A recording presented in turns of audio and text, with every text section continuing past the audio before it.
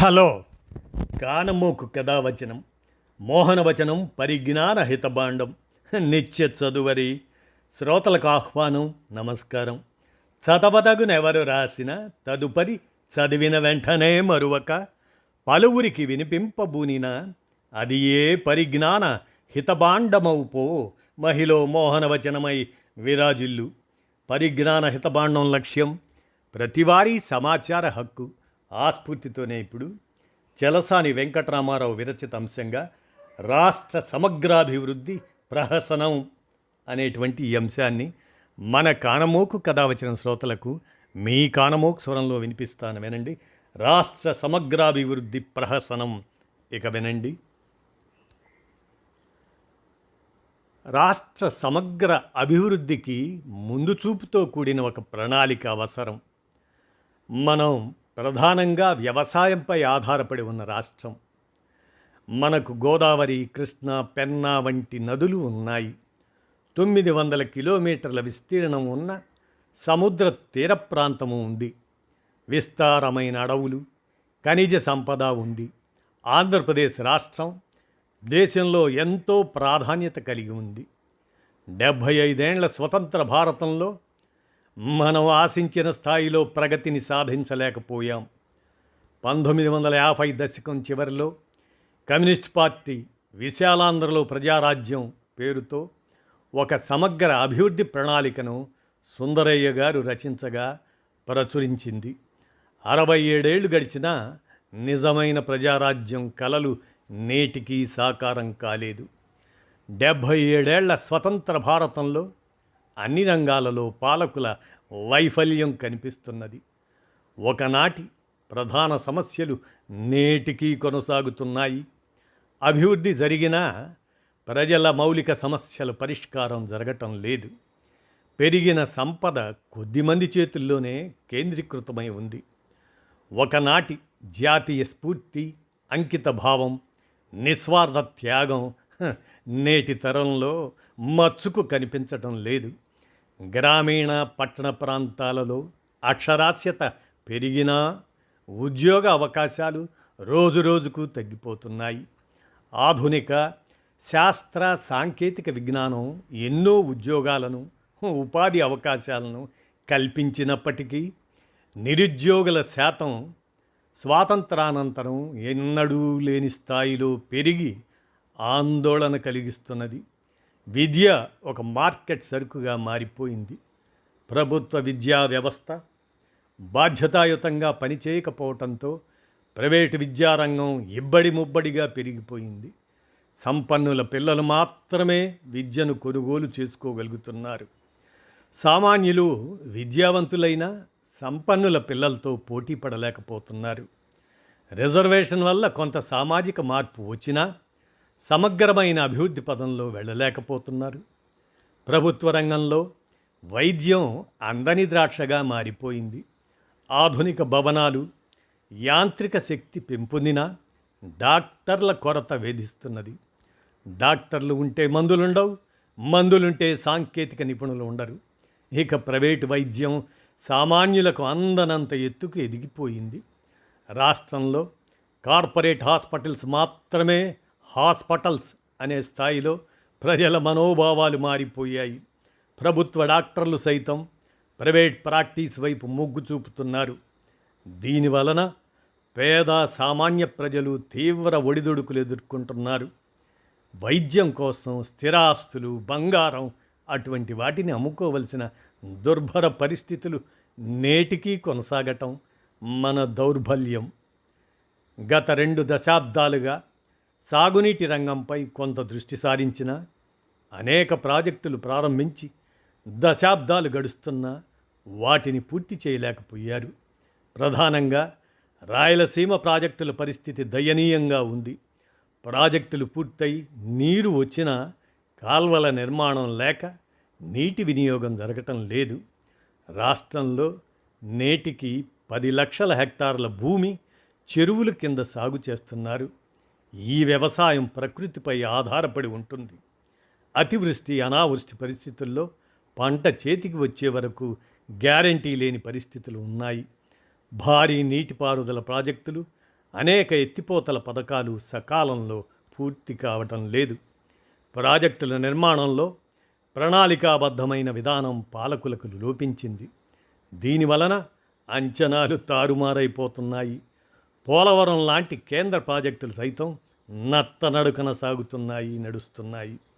Contract సంస్థల మార్పిడి, రీటెండర్లు ఇటువంటి సమస్యలు ఈ ప్రాజెక్టు నిర్మాణాన్ని ఆలస్యం చేసింది.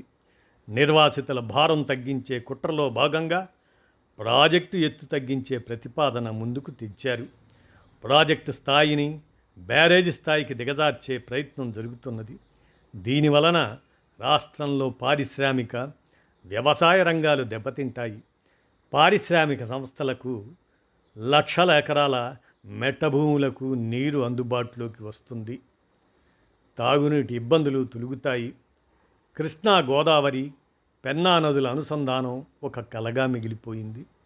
రాష్ట్రంలో పెండింగ్ ప్రాజెక్టులు పూర్తి చేయకుండా నిరుపయోగమైన బరకచెర్ల వంటి ప్రాజెక్టులు నిర్మించాలనే ఆలోచన హేతుబద్ధం కాదు. వ్యవసాయం, నీటిపారుదల రంగాలపై ప్రభుత్వం ప్రత్యేక శ్రద్ధ వహించాలి. వ్యవసాయం గిట్టుబాటు కాక రైతు కుటుంబాలు వ్యవసాయం వదిలి ఇతర రంగాల వైపు వెళ్ళిపోయారు. దీనివల్ల కౌలు రైతుల సంఖ్య బాగా పెరిగింది. కౌలు రైతులకు సరైన పరపతి సౌకర్యం కానీ, ప్రతికూల పరిస్థితుల్లో ఆదుకునే పరిస్థితి కానీ లేక అనేక సందర్భాల్లో ఆత్మహత్యలు జరుగుతున్నాయి. రాష్ట్రంలో ఆహార పంటల ఉత్పత్తి రోజురోజుకు తగ్గిపోతున్నది. ఇది ఆందోళన కలిగించే విషయం. మార్కెట్ సౌకర్యాలలేమి, గిట్టుబాటు ధరలు లేక సాగు ఖర్చులు పెరిగి కూలీల కొరత వల్ల వ్యవసాయం దండుగా అనే భావన బలపడుతున్నది. కారణం ఏదైనా భూముల ధరలు పెరగటంతో ఇంకా రైతు కుటుంబాలు వ్యవసాయ భూములను ఆశ్రయించుకునే ఉన్నారు. రాష్ట్రంలో పారిశ్రామిక వృద్ధి ఎక్కడ వేసిన గొంగళి అక్కడే అన్న చందంగా ఉన్నది. గత 10 ఏళ్లలో ఒక కియా కార్ల పరిశ్రమ తప్ప ఎటువంటి భారీ పరిశ్రమ రాష్ట్రానికి రాలేదు. ఉన్న పరిశ్రమలే ప్రభుత్వాల విధానాల వల్ల ఇతర రాష్ట్రాలకు తరలిపోతున్నాయి. రాష్ట్రంలోని ఏకైక భారీ పరిశ్రమ విశాఖ ఉక్కును నిర్వీర్యం చేసే ప్రయత్నం కేంద్ర రాష్ట్ర ప్రభుత్వాలు చేస్తున్నాయి. రాష్ట్రం పారిశ్రామిక రంగంలో బాగా వెనుకబడిపోయింది. దీనివల్ల ఉద్యోగాల కల్పన తగ్గి నిరుద్యోగం పెరిగిపోయింది. ఉన్న ప్రభుత్వ రంగ పరిశ్రమలను, సంస్థలను కేంద్రం ప్రైవేట్ రంగానికి బదలాయిస్తుంటే అధికార ప్రతిపక్ష నాయకులు ఇరువురు డూడు బసవన్నలుగా తలలు ఊపుతున్నారు తప్ప వ్యతిరేకత వ్యక్తం చేయటం లేదు. ప్రైవేట్ రంగంలో లాభాపేక్షతో తమ దోపిడీ యథేచ్ఛగా సాగిస్తున్నారు. కేంద్రం రాష్ట్రానికి సాయం అందించటంలో ముష్టివాడికి చెయ్యి విదిల్చినట్లుగా వ్యవహరిస్తున్నది. విద్యుత్ రంగంలో ఆధునీకరణ జరిగి ఎన్నో మార్పులు వచ్చాయి. కానీ ఈ రంగంలో ప్రైవేటు పెట్టుబడులు ఇబ్బడి ముబ్బడిగా పెరిగిపోయి ప్రభుత్వం వారితో ఒప్పందాలు చేసుకొని అధిక ధరలు చెల్లించి ఆ భారం వినియోగదారులపై వేస్తున్నారు. అసలు కన్నా వడ్డీ ముద్దు అన్నట్లు బిల్లు కంటే ట్రాఫిక్ ఛార్జీలు, ఫిక్స్డ్ ఛార్జీలు, కస్టమర్ ఛార్జీలు, ఎలక్ట్రిసిటీ డ్యూటీలు వాటి పేరుతో వేలకు వేలు వసూలు చేస్తున్నారు. ఇప్పుడు ప్రీపెయిడ్ మీటర్లు పెట్టే ప్రయత్నం చేస్తున్నారు. అదానీ దోపిడీకి స్వర్గధామంగా విద్యుత్ రంగం తయారైంది. పీక్ టైంలో విద్యుత్ ఛార్జీలు పెంచాలని ఆలోచిస్తున్నారు. ద్వంద్వ ధరల విధానం ద్వారా పెట్టుబడిదారులు వారి జేబులు నింపాలని చూస్తున్నారు. వ్యవసాయ ఉచిత విద్యుత్తుకు మీటర్లు బిగించి రైతులు అడ్వాన్స్గా బిల్లులు చెల్లించాలని కోరుతున్నారు. ప్రభుత్వ నయా ఉదారవాద ఆర్థిక విధానాల ఫలితంగా గ్రామీణ చిన్న పరిశ్రమలు దెబ్బతిన్నాయి. ప్రైవేటు గుత్త పెట్టుబడిదారులు రిటైల్ వ్యాపారం రంగంలోకి ప్రవేశించడంతో చిన్న వ్యాపారులు, చిన్న పరిశ్రమలు దెబ్బతిన్నాయి. వ్యవసాయ పారిశ్రామిక రంగాలకు గ్రామీణ ప్రజల వలసలు పెరిగాయి. బీహార్, యూపీ, పశ్చిమ బెంగాల్, ఒరిస్సా, జార్ఖండ్ ఆ రాష్ట్రాలతో పాటు తెలంగాణ, ఆంధ్ర ప్రాంతాల వారు ఈ వలసల్లో పాల్గొంటున్నారు. ఒకప్పుడు వ్యవసాయ రంగం తర్వాత ప్రముఖంగా ఉన్న చేనేత రంగం నేడు బాగా బక్కచిక్కిపోయింది. రాష్ట్రంలోని 3 ప్రధాన ప్రాంతాలు కోస్తా, రాయలసీమ, ఉత్తరాంధ్ర, వాటి మధ్య సమతుల అభివృద్ధి లేక అసమానతలు పెరుగుతున్నాయి. దీనివల్ల ప్రాంతాల మధ్య సమన్వయం, సమగ్ర అభివృద్ధి దెబ్బతింటున్నది.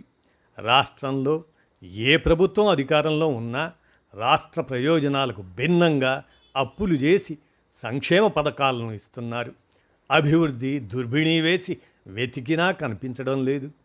సంక్షేమం పేరుతో ఉచిత పథకాలు పెట్టి మోయలేని భారంతో తిరిగి ప్రజల నెత్తిన భారాలు వేస్తున్నారు.